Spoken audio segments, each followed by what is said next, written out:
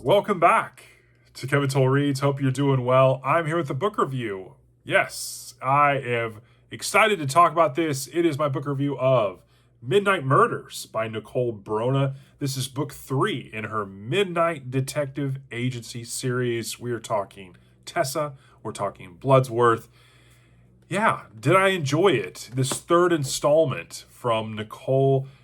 The short answer is yeah, I enjoyed the heck out of this thing, and we're going to talk about it. Before we do, again, this is the third book in the series, published in December of 2024. Urban fantasy is the genre. I'm really excited to talk about where Nicole took this story and at least my thoughts around it. And so, yeah, let's dive right in and talk about it.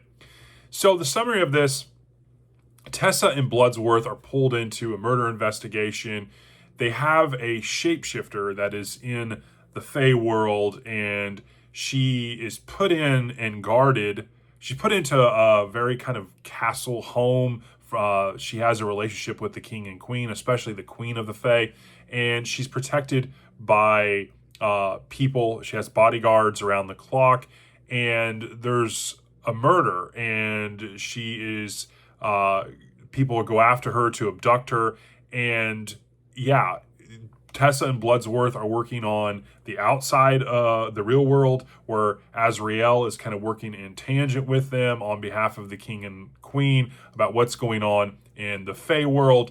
And so what we uncover is we have a story and a murder kind of whodunit around mobsters, Fey beings, shapeshifters, werewolves, and a Fey, kind of half Fey, half human family whose brothers are hell-bent on killing off their sister. Her name is Grace, who their father left everything kind of an inheritance to her, and the brothers aren't happy about that.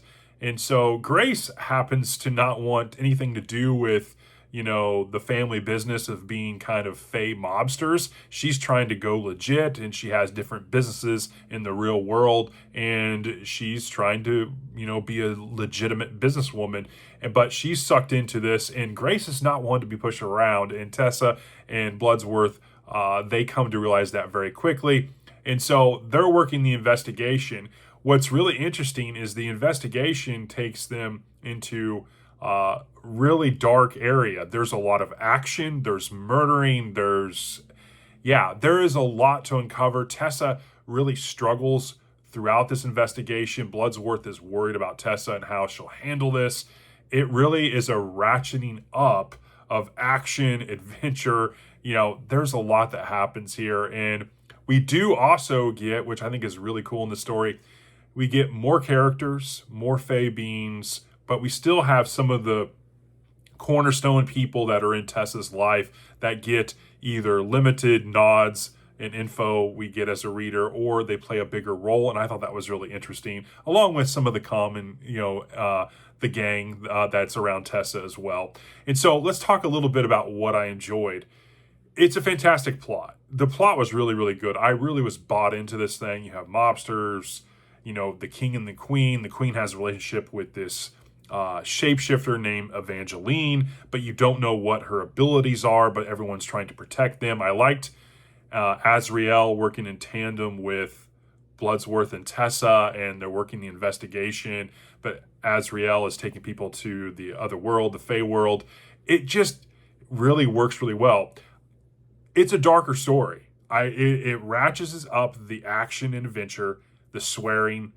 I liked it. I thought it was great. I give kudos to Nicole. I liked that there was more swearing, there's more loss, there's more blood, there's more action. It has a really cool premise, this mafia kind of thing, and hits, and there's traps that are planted and scheming. It's just really done really well. We got werewolves. It's shapeshifters. It's really interesting. And then you have Evangeline, and what does she do? Why does she matter? That's all kind of hanging over this kind of story of what's going on. It's really, really well. I liked how Nicole kept Alex, Nina, Damien kind of softly in this story, because it's interesting. They've been in kind of part of it since day one, and you kind of want to see them in a small way in this story arc, and she did that. I thought it was great. But I liked the continuing on this story where we get more kind of beings from the Fey world that are talked about and that are worked into the story in a very cool way. I like Jefferson and Benjamin, the werewolves. It's just really, really cool. Azrael reminded me of this kind of SWAT commander on behalf of the king and the queen.